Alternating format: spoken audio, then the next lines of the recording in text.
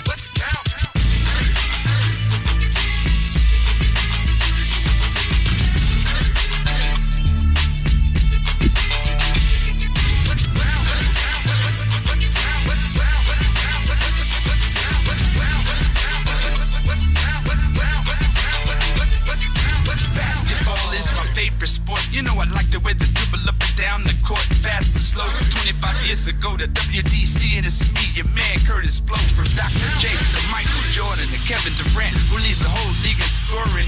Wayne Wade down in Miami, making a name. I love this game. To the NBA Hall of Fame, slam dunks, alley-oops, and the give and go.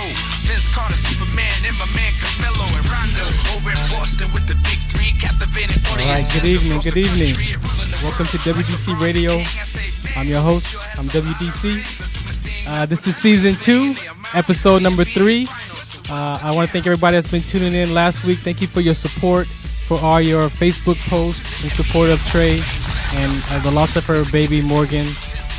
Again, thank you for reaching out and everything you did for that. Today, serious topic, near and dear to my heart because I was depressed myself for 2.5 years. And so coming out of that and still battling with that today, I met someone who's going to share some very specific information about mental health awareness, depression, anxiety, and how it actually can affect us as a community as well in detail. So thank you for tuning in. You can watch us right now on Atlanta Talk Live, on Las Vegas Talk Live, and Oakland Talk Live, on iTunes Radio, on Live 365. You can catch us right here, right there, right now, broadcasting live. And again, this platform is for the sickle cell community. I have the sickle cell trait. I'm an advocate. You can follow me on Twitter and Instagram at IamWDC. And my organization, nonprofit, is What's the Count on Sickle Cell Trait Prevention. And that's WDC on SCT.org. And follow me on there. Get all your information about sickle cell trait and some sickle cell disease, because that's one of the impacts and results of two people who come together. They can have a child with sickle cell disease. So this is my theme song. It's on iTunes. Curtis Blow, Young Ice, and this last verse is IG the Great. So check it out. I'll be right back.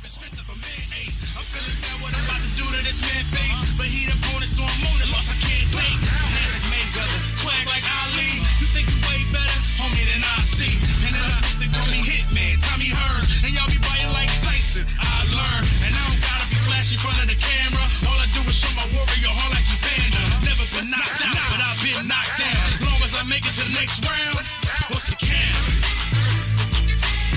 All right, so welcome back. This is WC The Movement, WC Radio here on LA Talk Live. Again, thanks for tuning in.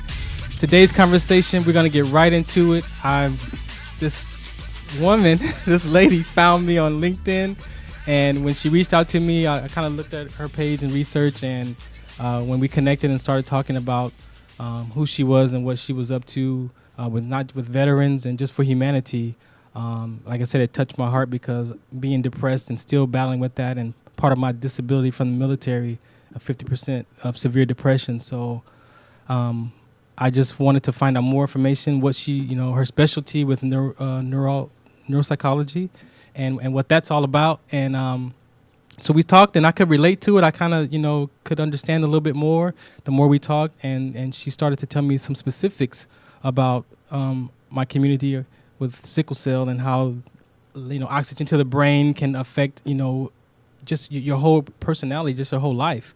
And so knowing these last few months, there's been a lot of people that I've reached out to that have been depressed. I look for those posts in Facebook and all those groups. I see people depressed, anxiety, attempting suicide. And the mental aspect of it is very important. The reality of sickle cell is the pain and the crisis, and that's a reality, that's across the board. But your quality of life doesn't have to be impacted to the extent that it happens.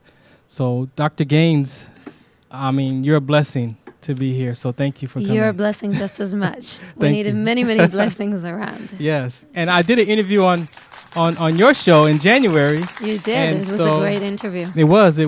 And so we're, continue the advocacy work together. So I invited you to come here to share a little bit about who you are so the community can get to know you, and then talk about some specifics about mental health. Thank you so much for this kind introduction. So I just do want to say first that when good people come together to do good things, and particularly in the area of educating the population for free, giving free education on where people can get help, on what issues they need to pay attention to, what is the knowledge that they're missing in order to be able to have just that moment of spark that they understand, oh, this is the next step that I need to take, or the next steps that I need to take, is sometimes makes a world of difference. And that was, I know, one of the reasons that you're doing your show, and the reason that I do my show. So my name is Dr. D. Gaines. I'm a neuropsychologist. My relationship with veterans is I'm a principal investigator for studies at the VA, where I conduct research on the psychological and cognitive functioning of veterans coming back from Afghanistan and Iraq with PTSD and traumatic brain injury. Yes, very important. Very important topic. My father was a veteran, a combat veteran, was in 3 wars. My brother was a vet, is a vet, and I definitely have a certain strong interest in the well-being of veterans. In addition, I work with various kinds of populations, but the love in my job is reaching out to the public, particularly when it goes to sickle cell, and that's a topic that we connected with, and I had you on my show for a particular reason, is that there are multiple of issues that show up with families who have someone who's suffering from sickle cell anemia, or when there is the trait and the susceptibility, we call it the possibility that the person will start developing issues. And yet, when I look at the research world as a researcher, I see a tremendous vacance of no information, very little information. Now, there's a couple of good studies that were conducted and programs that are attempting to do that, but in comparison with the need, it raises major mental health and medical concern. When just to understand how neuropsychology and sickle cell relate to each other and why there's a connection and a strong connection there, one first needs to understand what neuropsychology is. Right. People always say to me, so what are you, a psychiatrist? What do you give medications? I get all these guys. I was like, no, not exactly. But okay, so neuropsychology is just basically what we say. It's a neuro, so it has to do with the brain. Everything has to do with the brain. And then it has the psychology, because what we're analyzing is how the brain or the brain functioning directly affects your day-to-day, the way you feel, the way you behave, the way you express yourself emotionally, and the way you interact with other individuals. So, believe it or not, our brain controls so much of what we do. And many times when we deal with an individual closely, we forget that there's also chemistry there in the addition to everything else. Sometimes, and when I see someone suffering from a medical problem, that changes their personality and it changes the way they feel. We talked about depression and anxiety. Sometimes one of the most common things we will say to their family members is, it's not personal. Guess what? It wasn't actually about you. Your loved one is suffering from something, and that's their way of showing you something is going on with me. So it's not necessarily that they're personally trying to hurt you. And that's important to understand, because when we talk about lack of oxygen to the brain, we're talking about subsequent result many times of brain cell loss. Right. Okay, and when we lose enough cells in a particular area in the brain, that area may not function as well as we would like it to be. So you have lack of oxygen to the brain, and then you have the quality of life of the thoughts that the brain is having about you personally. Correct. All that is going on in this body, plus you're battling pain and blood transfusions and all these other things that go. And you have to go to school, and you have to live and work. So, we say the good, the bad, and the ugly.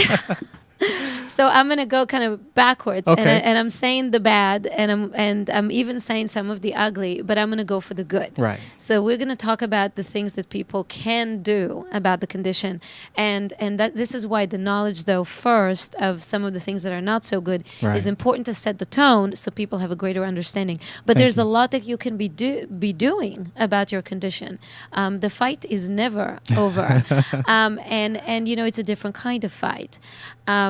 And everyone has something to deal with. I'll just tell you that, true, people that have a medical condition, it's hard. They're suffering from constant pain, struggles, slower processing of information, sleep issues. There's just so many things that fall into place. But then I'll tell you, I have wealthy and rich patients, and then I have simpler people in the average range, and then I got poor population.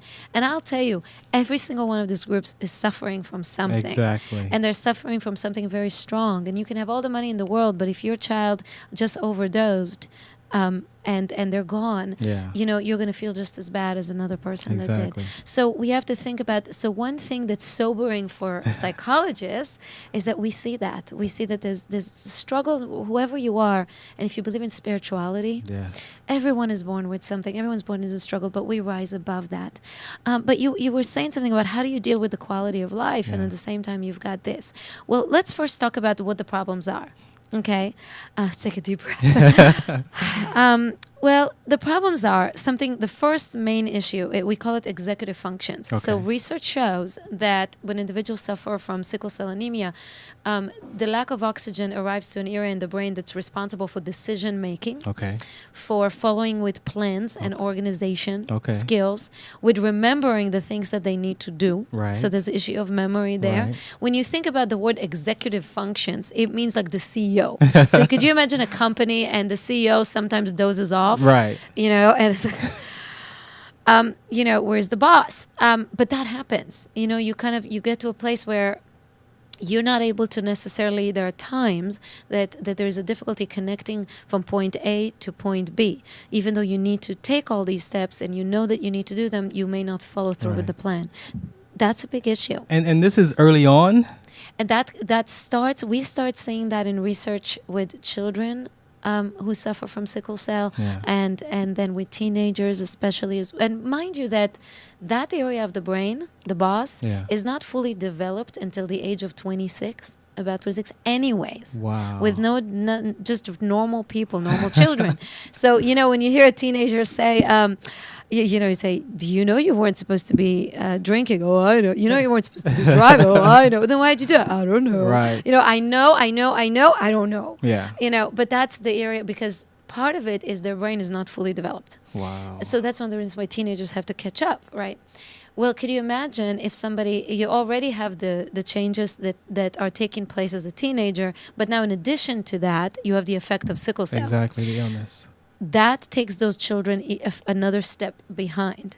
Another important thing is the lack of oxygen, what it causes, and also the experience of pain. We didn't talk about that yet, but we're going to get to the pain. Yes. But even just staying with the issue of lack of oxygen or compromised oxygen, it affects sleeping. And if you don't get proper sleeping, it affects growth. So what we know in research is children with sickle cell tend to have a growth that is a bit haltered. Okay. Exactly.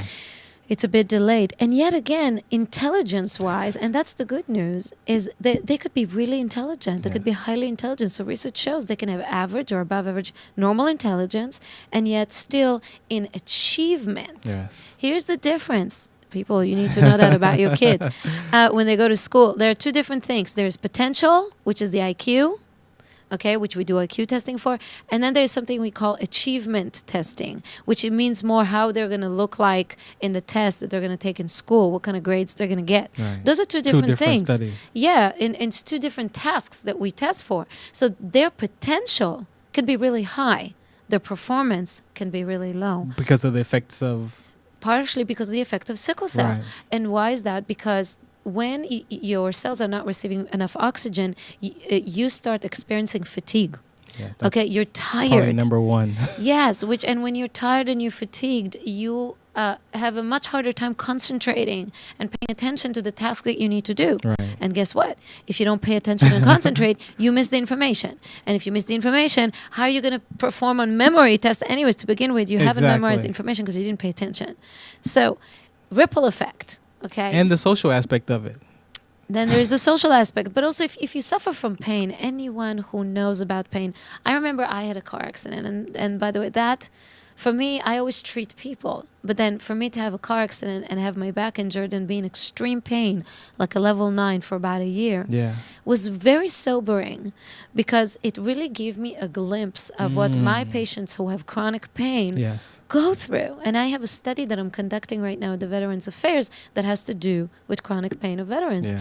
And one thing that you know is when you are in pain, a good portion of your attention and energy is dedicated to deal with the pain. Not how to move, how to operate, how to function. You're not worried about nothing else around you except when I sit down, my back is hurting. Right. I mean, what you're doing is trying to forget that you have pain, that you're working really hard on forgetting that you have pain. That's a lot of energy. Yeah. So now you're asking someone to perform at a higher level while they're dealing with all these other things. Right. Why is it important that I'm saying that is because over time when someone is in pain and fatigued, let's think about children and teenagers, they're going to start getting irritated. And what do kids do when they get irritated? They misbehave. Yeah, of course. They misbehave. They, when someone is in pain, whether it's emotional or physical, they're going to say things, okay? They're gonna curse, they're going to yell at you, they're going to fight with you because they're in pain. Right. And so one of the things we always try to teach parents is if your child's behaving weird, they're not the typical nice kid, suddenly they're yelling, they're screaming. Instead of screaming back at them, take a step back just for 1 second, do what you need to do. And don't take it personal. Yes.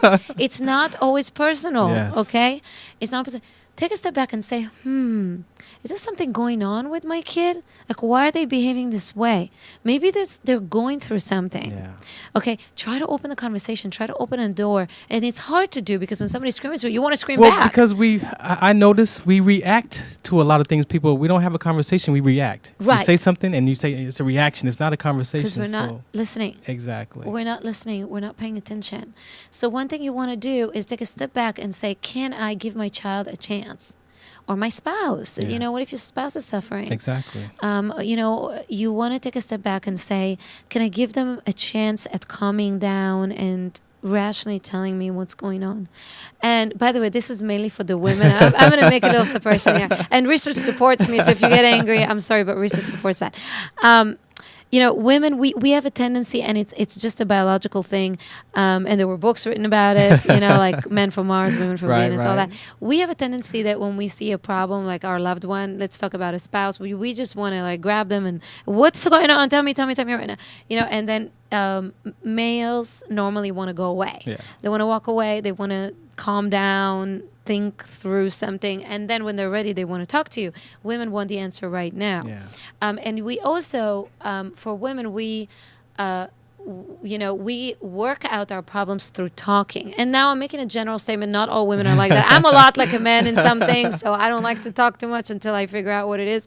So I was rebelling back then, by the way, when I was reading those books. But in essence, in general, yes. Most of us, we want to discuss it. So one of the important things that you want to do is you want to sometimes give space for the person to calm down. And it's hard to do. You want to solve it now, but give them some space. Say, you know what?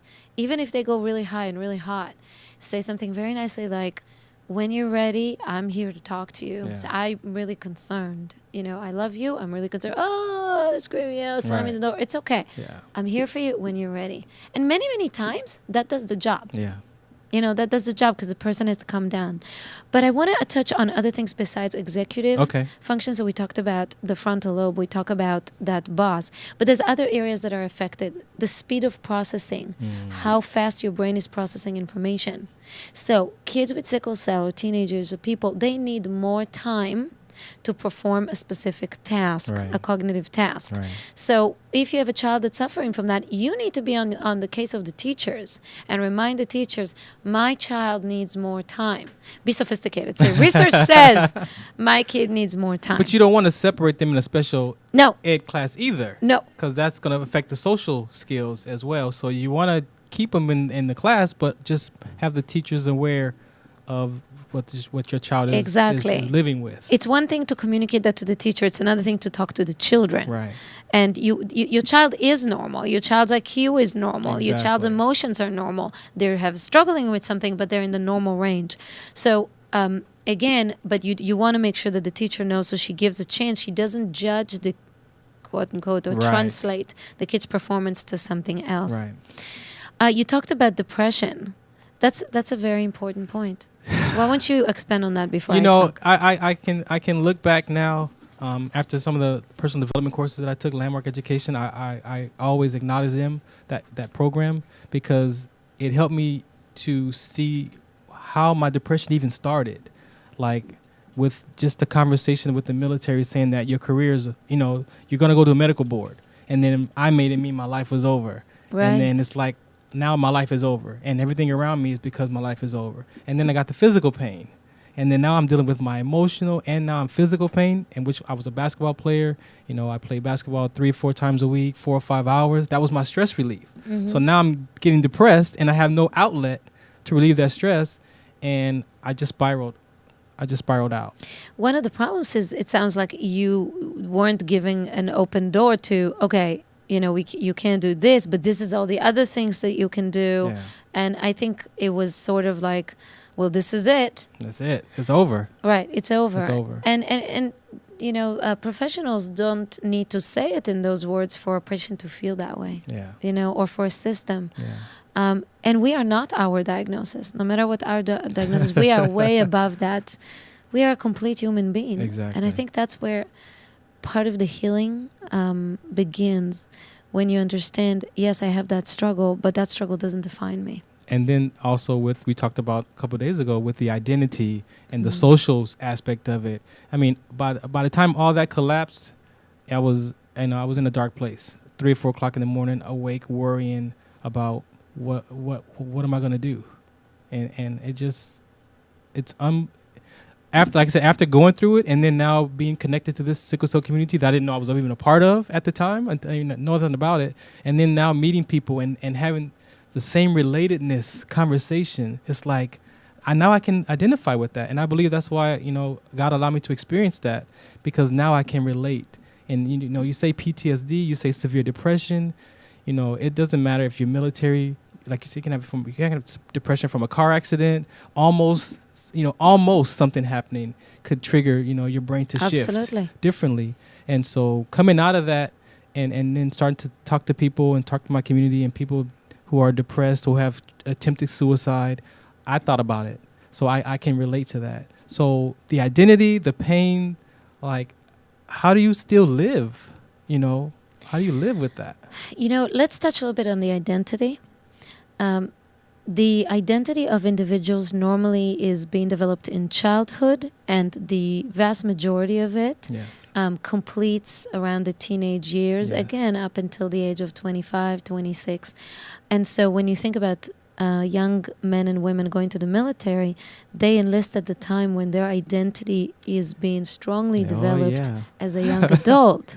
And so a big component of who they are is that soldier. Yeah. And they come out, what percent of who they are wants to operate and has learned to operate and believe the way a soldier does? Exactly. And when they come into civilian life, now they're said, well, all the stuff or a lot of the stuff that you learned in the military that was life-saving, that was honored, that was looked higher upon. For example, operating physically very quickly, following instructions without questioning, having an honor system. All of those may not translate very well to civilian life. If you react physically, quickly in a civilian life, you're going to intimidate a lot of people, right? So, but identity, going back to sickle cell, the struggle is that you have to find an internal strength to find a bigger identity inside of you, despite the pain. Now, I interview a lot of my community, and, I always go back to childhood and what was that like. And you can I won't say it's across the board, but a lot of people didn't share their, what they were dealing with to their friends and family. Like, so that identity, like you were saying, when you start to talk to yourself and you make these calls about who you are, about yourself, that's not necessarily true in the world, you start to live those thoughts. And I imagine, again, that's how the depression can start to spiral. I'm not worth it. I'm this, I'm not that. I don't fit in. I don't belong. And then those begin to you start to act those things out in the world. So can you address? I'm gonna equate that to a melody. Okay. A melody. How do you create a melody? Musical notes. You've got all these musical notes coming together, and they are meshed together to this music, right? When you're a child, you don't have your own music yet. Okay, you have all these notes around. You got your mother's note, your dad's note, your grandma's note. Your grandma's note. Your grandma. We all know. I had a little powerful grandma nobody messed with. Grandma note, teacher's note, friends. Okay, these are all coming together in your mind, and they're creating a certain music. And when you're older, that music just plays in your head. You're not cognizant of that music even. It's a voice. And that voice is composed of everybody else's voices. So if people around you were supportive and loving, and they continuously said things like, you are talented, you are bright, you are wonderful, look at you. You can do anything you want to do. When you're a kid, you're a sponge. It all goes in. And that becomes the music. Yeah. But if you have... and we teach that to families. A lot of mothers and grandmothers who love their children, okay, and their grandkids, say the meanest things to them sometimes because it's a learned behavior. Exactly. If our mother talked to us like that, we think the best way to love our kid and get him straight is talk to him the same way. Or opposite, which turns out to be the same thing anyway in the long run. In the long run, that's right. So what we want to think about, what is the voice that we are sort of hardwiring into our child's head. It doesn't mean that we should go easy on them. It doesn't mean that they shouldn't do what they need to do. It just means that what we say to them has to come in a positive way. Yes. You can do better than that. It sounds better than you're no good. Yeah. I can't even tell you how many people told me, but I believe I'm no good. Because somebody has said that to them way too many times. So success is a lot about how somebody feels about themselves. Right. Okay. Right. And so we definitely want to focus on, when we work with our loved ones, on that identity. Right. Dr. Gaines, thank you so much for that first half. This is WC Radio. Farron, I'm just so excited, man. Because this is so important. Yes. We have great harmony here. So we're going to take a quick break. This is WDC Radio on LA Talk Live. Thank you for tuning in. We'll be right back. Thank you. Check us out. Think about love. Think about loving you. Think about love and you. Think about love and you. Only you.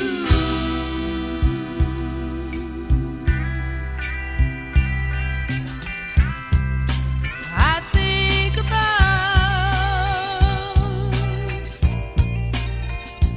the things that we must do,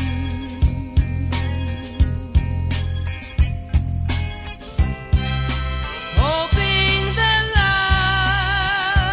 life will give us the strength to see it through. We know there are many choices in internet radio, and the staff and hosts of LA Talk Live would like to thank you for choosing the internet's hottest destination for the most eclectic sound and invigorating talk. This is LA Talk Live. We are more than just talk. Women now make up 37% of the workforce, changing their role forever. Harvard Medical School has now opened its doors to new female applicants. The first woman is now in space. The majority of last year's doctorate degrees were earned by women. We've come so far, but our news is changing for the worse. More women die from heart disease and stroke than men, even though it can be prevented. Make a change at GoRedForWomen.org today. Brought to you by the Ad Council and the American Heart Association's Go Red for Women.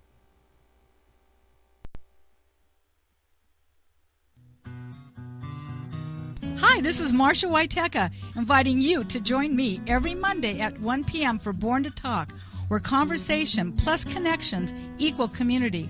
Starting Monday, April the 13th, be sure to tune in to Born to Talk with Marsha Waiteka, Mondays at 1 p.m. Pacific, exclusively on latalklive.com. You can also listen live at iTunes Radio R&B, TuneIn Radio, Radio Flag, Live 365, or AHA Radio. This is Reality Radio, handcrafted for your listening and viewing pleasure. We are LA Talk Live, and we are born to talk.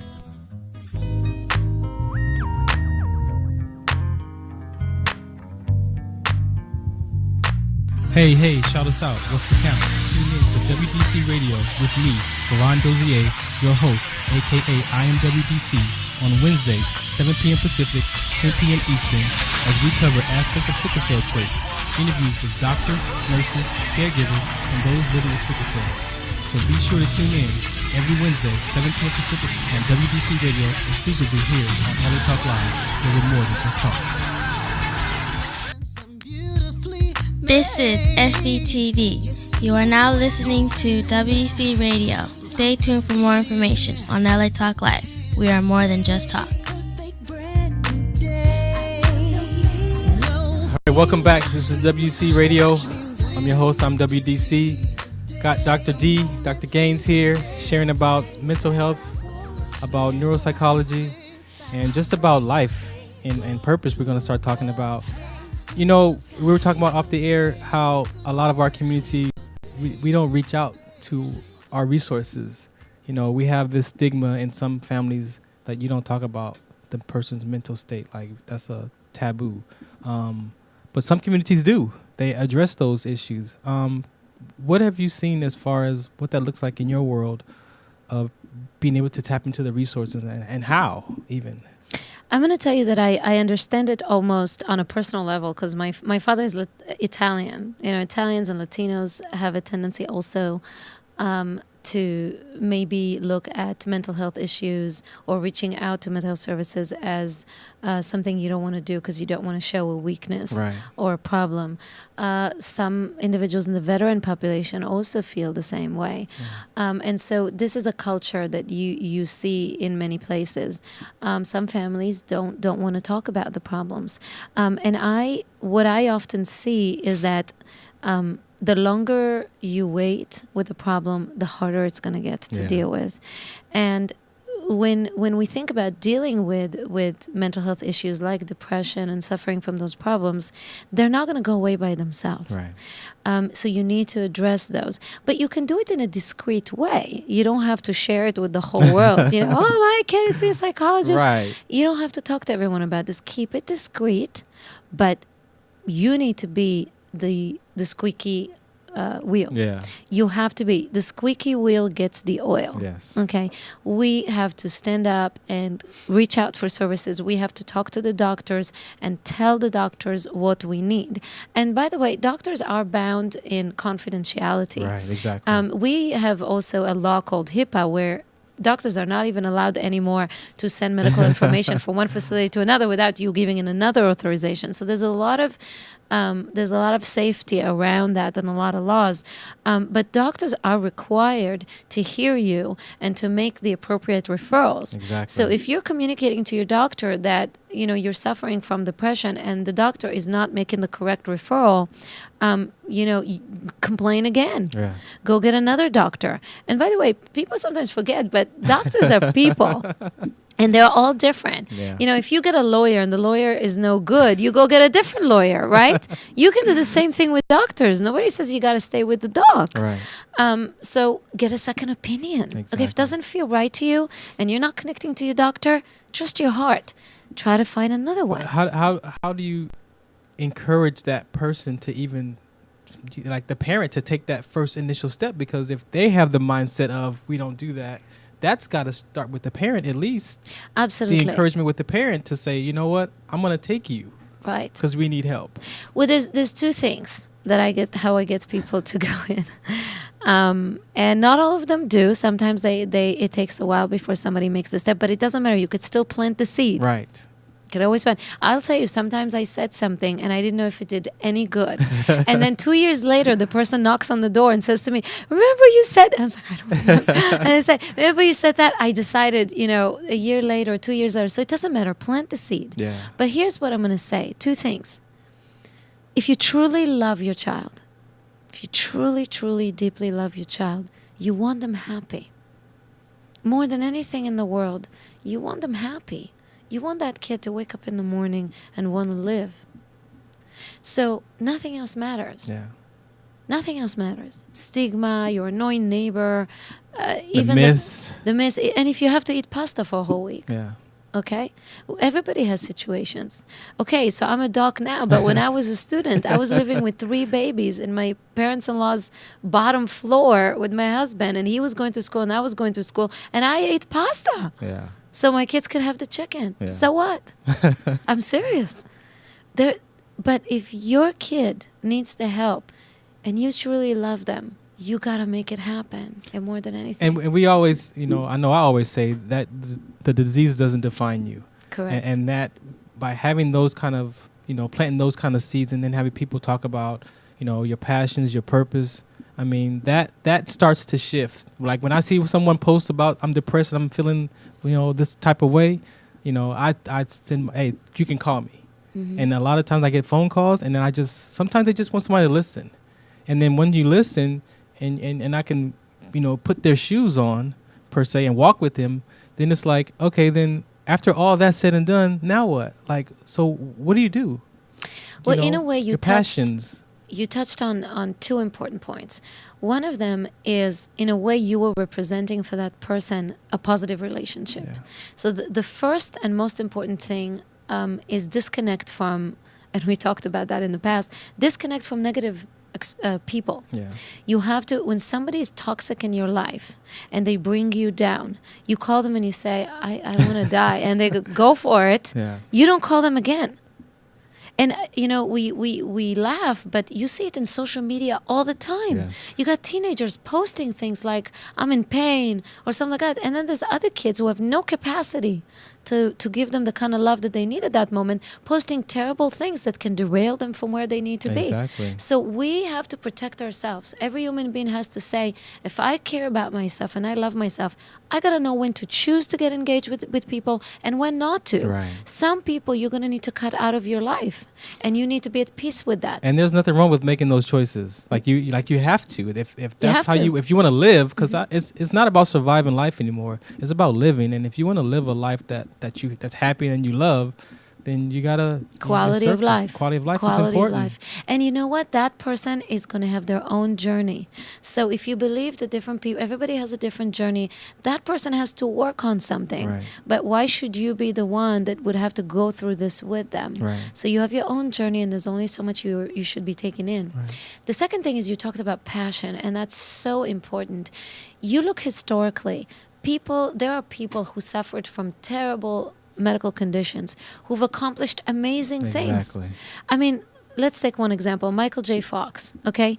He got Parkinson in a very young age. He was very successful. He had his career, he had his success. He didn't have to go ahead and open a whole nonprofit and research and everything and talk about it and advocate for it and spend so much energy in that. But that was the passion. Right. He took that passion and he did something wonderful with it. And there's a lot of different examples like that. So passion gives us energy to live. Yeah. What you're doing with your show. That's how I got here. Literally, when my mental health provider shared with me about, he could relate to me because he had, books and things that he had written about sickle cell trait exertion. And so when he showed me the page, I'm like, you know what I went through? He's like, yeah. He's like, it happens a lot, but the medical field's not paying attention to it. He's like, what are you going to do when you retire? I'm like, well, just probably gonna hang out, sell some T-shirts or whatever. He's like, well, you can advocate. I'm like, what is that? He's like, you could become a speaker and share your story and then and educate the community. I'm like, and it's like, as soon as he said that, like, I knew, like, okay. And so those hours of darkness from 2, 3, 4 o'clock in the morning where I was up worrying, now I'm up researching and figuring out my story and how to put this together. And then what's sickle cell exertion and what is the trait? And then, and here I am now thinking I'm just going to share my story and go home. And it turned into this whole movement of bringing awareness to sickle cell trait and finding other people who've experienced that or have some relatedness to having pains or fatigue. And they have the trait to look at that and say, you know what? It may not be the trait, but it could be a secondary issue caused by the trait. And so it's just been a whole new ride. It's the meaning of our life. Yeah. It's what we do to contribute to the world. What is our soul meant to do on this planet? Well, when you find your purpose in the Bible, like when I found the blueprint, I'm like, okay, I got you. It's like, I got it. Right. Yeah. And we in the medical world, there are some universities that are researching it. So in my other life, I'm a researcher underground and in a facility and in various institutions. And sometimes we touch about spirituality, but we're still really very much behind. Yeah. But any studies that come up show the amazing effect on the brain when you spiritually connect to your purpose, to your meaning, and the kind of energy that you get from it. Passion gives you energy to move forward. I mean, your life, all that stuff comes from within, and it's triggered, from that quality of life. Yes, and it's not something simple. It is something supernatural. Yeah. It is that extra thing that you need to move forward. And so talking about other people, so, you found advocacy. I found public education. Everybody finds that advocacy, that they do that thing, the way to give back. Right. But other people can do it in their own environment. You go and find in your environment that thing that you are special about, that you are good about, that you do better than other people, and that you feel passionate in the morning to do. Whether it means to go and play music for people who suffer and have disabilities, or it doesn't have to be all day. Once a week, it will give you that surge, and it's a way to take that positive energy and give it to somebody else that needs it at that moment. Right. And they know, if they listen to my show on Wednesdays and Thursdays, when we interview, before the show's over, I ask, like, what do you want the world to know about sickle cell? And what that does is they live with that disease, and then it starts to shift in their brain, like, well, I want them to know that this, and we're not drug seekers, or whatever that is that they feel that they want that doctor or that community to know, then maybe that's your voice. And I look at it like the military, like, you can take that, there's an E1 soldier, and then there's the officer, and everybody has their role. And, I'm looking at this like a war on sickle cell. So your voice is actually something that you can help us get that education and awareness out. And when I say that, then they start to think about what they want the community to know, then I say, then that could be where you start. And just sharing that. It's so true what you're saying, because sometimes you will have people say, well, I'm one person. Yeah. I'm one person in the middle of nowhere. Like, what good could I do? Right. But, in traditional Kabbalah and, the basis of Judeo-Christian belief, really, every person is a world. Yeah. And we touch so many other worlds. We touch so many other people. We are powerful. Yes. No matter how small you are, like an atom is tiny, right? That's it. We are powerful, and there's a lot we can do. And all these little, think about it, you touch someone's life on a bus, and you have like a 2-minute conversation, but you get to give them something good. Exactly. And you give them just enough so they can go home and do it for somebody else, Exactly. and that person can have a change. So I would never be concerned about I'm too small to do something. Yeah. But no, every day is an opportunity to make a little change here and a little change there. And before you know it, big things happen. Exactly. So I think that's such a major thing. But you also touched, and I would have liked to see that for sickle cell society. Parkinson has a lot of awareness. Alzheimer has a lot of awareness. So many medical conditions, even depression and bipolar. They have voices in their organizations, and this is why what you're doing is way ahead of the game. This is the future. But sickle cell, relatively speaking, in comparison to other disorders and communities doesn't have enough of a voice. Right. And there's not enough awareness in the medical arena either. Many professionals don't really know much about sickle It's cell. 105 years old this year, and I did a briefing last year during Sickle Cell Awareness Month, and one of the doctors stood up and he was like, yeah, this is pretty much the same thing we talked about, in the 70s. It's like...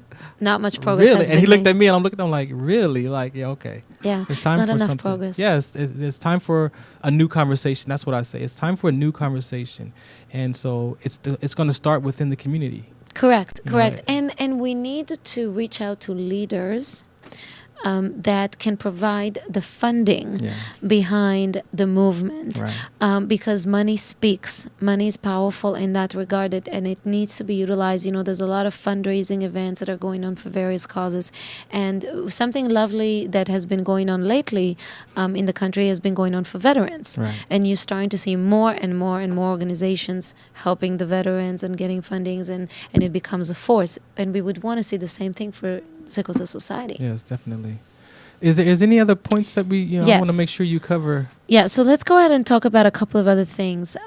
We talked about families and family support. So one thing that we know in research is that one of the most effective ways to help individuals who are suffering is to have a very, very supportive family environment, for the family to work closely and in conjunction with the other doctors, and to be in direct relationships with teachers. You don't want to be disconnecting from everyone. You want to work together. Right. But what's also very important to understand is that every medical professional, and by the way, that is a very important point. I'm pausing here because I've had to say it so many times in my career. Everybody thinks, or most people think, that most doctors are about doing the same thing. Okay, so what I've found is most families don't know the difference between a psychiatrist, a psychologist, a neuropsychologist, a pediatrician. So they say, I went to the doctor. Well, which doctor did you go to? Right. Oh, the doctor told me to do this. Well, which doctor? Was psychiatrist? Well, do they talk to you? Or do they give you medication? I start to navigate. So here, let's clear the record. Okay. This is important because we all do different things. Yes. We're not all treating the same thing. And if any doctor tells you I can fix everything, run for the hill. It's that mechanic you don't want to talk to anymore. Right. No, but it's okay. Psychologists do talk therapy, and and there's various kinds of psychologists. They have different styles and they follow different ideologies. And if they're good, they'll have specific conditions they treat. Some of them are experts in OCD, some are experts in depression, some are experts in PTSD, whatever that is. They do talk therapy. That's psychologists. Psychiatrists give you medications for psychiatric illness. So let's say you have a depression, the psychologist will be talking to you, the psychiatrist will give you the medication. Right. Pediatricians take care of children conditions, but they're not qualified, this is very important, to treat you for your mental health problem. So if you think you have a mental health problem, you need to get the expert. Finally, you got the neuropsychologist, and then there's the neurologist that does the brain scans, which is very important. They refer to us. But for simplicity, neuropsychologists will do the assessment to defer and decide which diagnosis you have. Right. Is it that we see a bipolar, or is it that we see a sickle cell-related depression? Right. Two different things. And now what's the other one that everybody did all this? It's like the going rate of your attitude now. What is it? I can't even think of it. Is it a doctor? ADHD or something. ADHD? Yeah. You mean the disorder? Yeah, the disorder. Yeah, I think that. Just my own opinion. Sure. Maybe sometimes it's not that.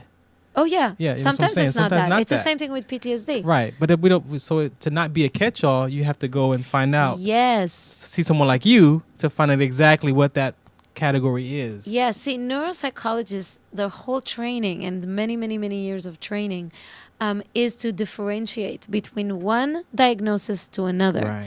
Okay, there are a lot of kids that may get an ADHD diagnosis from the psychiatrist, but may not have that. A responsible psychiatrist will refer to a neuropsychologist and say, could you confirm to me what is the diagnosis of the child? Exactly. And we give all the different tests. This is why we spend 4 to 6 hours with the patient. We don't spend 10 minutes. Right. And we go through all the different tests that the child takes, and then we differentiate. Is it this? Is it that? And we find interesting things, by the way. We also send to the neurologist. So I got to tell you, sometimes you will have a case where the child looks like ADHD. Parents are yelling at the kid. Even worse than ADHD. Let's talk about conduct disorder, okay? They have behavioral problems at school. People get angry at them, but they don't look right. Something is not right. And then we look at them, and it might look like it's a neurological issue. God forbid, they may have a brain tumor. Wow. They may have cancer. They may have, they could be having different things. That's triggering all that. They could trigger the behavior. Absolutely. Wow. Neurological dysfunction changes your personality, changes your behavior. So you got to know what's going on with your kid. That's why I always tell people, get over the feeling, the fear, and get to the point of empowerment. And how you get over the fear is with love.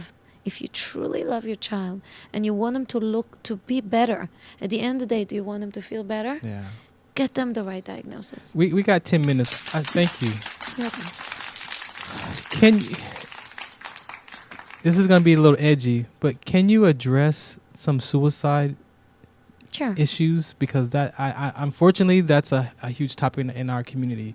A lot of people either attempted or have succeeded, or even have the thought process of, it's over. Why I don't want to live with this pain anymore. Like, I want to give up. Can you share? Yes. So we want to think about the perspective of the person who's going through the feelings, and then we want to think about the family and friends around. Normally, what we know with suicidal feelings is that they come as a wave. Mm-hmm. And when they come, it feels so strong that the person may end up, God forbid, acting on those. But often, if the person gets someone to be with them for a little period of time, they can get over that wave. And then they regret even having those thoughts. They say, thank goodness that someone was near me, or that I didn't have pills around, or because really I really don't want to die. Do you know what I mean? So what we know is that it's a wave, and that we need to get over that wave when it occurs. So one of the important things when somebody goes through those feelings is, first of all, to identify that they are right now vulnerable. Identify. It's almost like when you drink alcohol, you know that you are vulnerable. When you get a wave of suicidal ideation, you need to be aware that you are now a vulnerable individual. You need to immediately connect. Now, how do you... Now, I'm going to use my own life as an example, because I had those thoughts. I mean, I had thoughts of, if I just drove my car off the freeway, like, who would care? Like, would they miss me? Or just, jump off the roof? Like, could I land on my feet? Things like that. But after I, thought about it, like, man, I have too much... that's not me. So what can you say to that person who's on the edge of having that, to reach out to his family? Because sometimes the family members don't see those signs. So what can you say to the listeners to encourage them, or just say, you know what, when you feel that wave coming, don't identify with it, but maybe reach out to someone, you have to have, and we do that in situations where we have suicidal veterans as well. As you know, combat veterans have approximately 1 out of 5. 22 a day. Who are suffering from that. Yeah, so it's a big problem. That statistics is not completely correct, but I'm not going to go there. But it is a major problem. A lot, yeah. But I'll tell you that one thing we do is you need to establish, as you said, a plan. Who are the people that I'm going to reach to, and what are the things I'm going to do when that wave comes? Exactly. So if you need to keep that list in your wallet, if you need to glue it in your car, if you need to put it in your bedroom, but you need to keep the list of phone numbers that you're going to call. We have, for example, for veterans, a phone number that now they can text anonymously. They don't even have... Veterans don't even have to talk anymore. Like, if they don't feel like talking, and vets love this, they just text. And they text to someone, and we have trained mental health professionals on the other side. They text them back just to get over that moment. And so it's important also to have on that list, and I really urge people, hotline. Not just the people that you love, your family. Because first of all, what if you don't get a hold of them? Exactly. Second of all, what if they're not in a good place to talk to you? Exactly. Okay, it's not always happening in the the right time. Get also the hotline. The hotline has professional mental health people who are trained in doing that. That's their job. That's what they volunteer to do. And you don't even have to give them your name. Right. But you need to keep those numbers near you. Another thing, hold on to what's important to you. Is it a prayer book? Right. And stay with a prayer that works for you. Research shows that if you have a mantra, if you have something that you connect to, if it's a prayer, if it's something that the prayer that you wrote down, or a prayer that you can that step you were back to, and just step back and kind of just go revert to. Get back into yourself. Right. And if you have to repeat it multiple times until you find internal peace, you can do that. So finding an internal peace must be a goal. Because those I'm telling you, those thoughts are real for people. Of course. I mean, they're real thoughts, and it's not. It wasn't me saying that. It was all the stuff that my brain, that little voice was telling me, it's over, forget about it, But it wasn't me. So I could see the difference, but I sometimes I thought about it. Of I course. let that voice get the best of me some days, and what if I just did it? And I didn't reach out to anybody either. I just was able to, with my military, training and stuff, to able to come out of it. But some people don't have that. And I think that something that also helps is that you found passion. Yeah. If you found passion for something, people are relying on you. People are listening to your show, and they need you, and they care, and they want you to continue doing what you're doing. Yeah. So purpose in life is very important. Yeah. I tell people, find purpose. Yeah. And you got to know, the listeners out there, social media, I'm in those groups. I post a lot, but I'm in there and I'm reading to just see how you guys are doing, and if there's anything that I can help. And that, when I have those mornings that I don't feel like getting up, that's where I go. And I remember, okay, this is why I got to do this today. Exactly. So it's not about me anymore. It's about, let me see how I can help someone else, because there might be that one person who's on the edge, and if I see that, or they see me post, maybe they might reach out to me. And so Exactly. Yeah. That's what takes us forward. Yeah.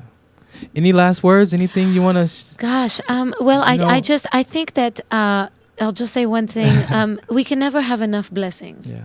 Okay, so I think that going around and blessing other people, they don't have to bless you back. Right. But I found that we can never have enough blessings, and I really wish all the listeners to have lots of blessings in their life, to overcome the obstacles. Those come, and when they come, they can be nasty. Yeah. But connect with people. Don't be alone. Reach out to the people who love you, and disconnect from the people who are toxic for you. And do not feel guilty, and do not look back, because souls connect in different ways. Yeah. You and I can come from very different backgrounds. I come from a different country. Different language. Doesn't matter. And we can connect on a very fundamental point. And so find a soul connection with people that are good for you. And also, if anyone ever has any questions and wants to reach out, you can always email me at drdgaines@gmail.com, which is DR like doctor, the letter D, and then GAINES@gmail.com. You can also find me at the Dr. D Show on ubnradio.com. And just so you know, we got some support coming for you. It's in the works right now, because this, the mental health aspect of it is very important to me. And so, I appreciate you for coming here and helping me to get this message out to the community. My pleasure. And also, it's a human being function. Remember, it's just not because you have sickle cell. Any chronic illness, or just like you said, regular people have, some type of mental thing going on. So thank you, Dr. Gaines, for coming. Thank you for doing everything you do. Thank you. All right, this is WC Radio. I'm your host. I am WDC. Twitter, Instagram at IamWDC. Next week, we'll be back. Another sickle cell topic, another aspect of sickle cell. And again, I appreciate you for tuning and listening in. We'll be back. Follow along right here on LA Talk Live every Wednesday. We're more than just talk.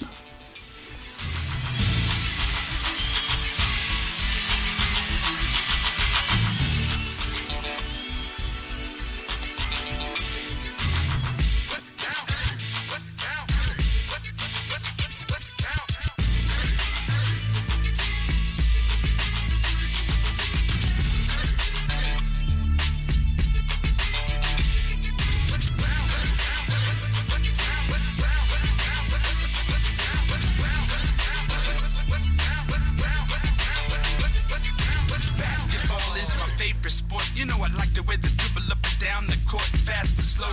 25 years ago, the WDC, and it's me, your man Curtis Blow. From Dr. J to Michael Jordan to Kevin Durant, who leads the whole league in scoring. Wayne Wade down in Miami, making a name. I love this game. To the NBA Hall of Fame, slam dunks, alley-oops, and the give and go. Vince Carter, Superman, and my man Carmelo and Rondo.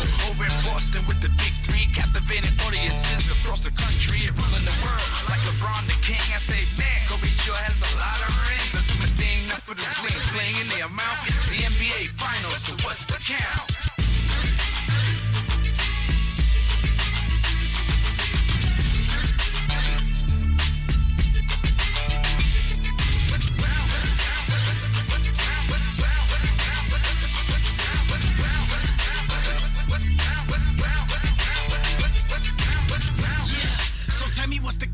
Jerry run a route and Montana throw it out. Atwater make him sour when the back try to bounce. So I'm flipping through the channels as the Bulls wear him out.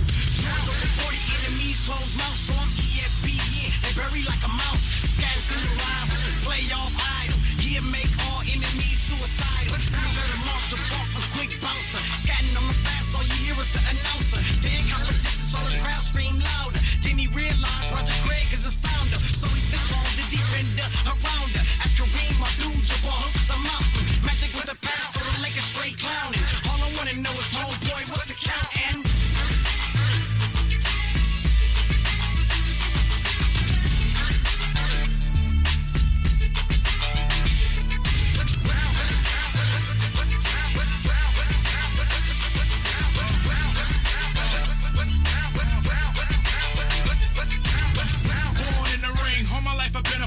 greatest upset in history, know that the sports fighter put me in the Olympics and guaranteed I'm the torchlighter. Provider of all the lyrics that are blowing scorch fire. I'm in the locker room, getting my hands taped. Thinking speed of a cheetah and strength of a man eight. I'm feeling bad what I'm about to do to this man face. But he the opponent, so I'm on the loss I can't take. Hands like Mayweather, swag like Ali. You think you way better, homie, than I see. And then they call me Hitman, Tommy Hearn. And y'all be biting like Tyson. I learned, and I don't gotta be flashy in front of the camera. All I do is show my warrior heart like Evander. Never been knocked out, but I've been knocked down. Long as I make it to the next round,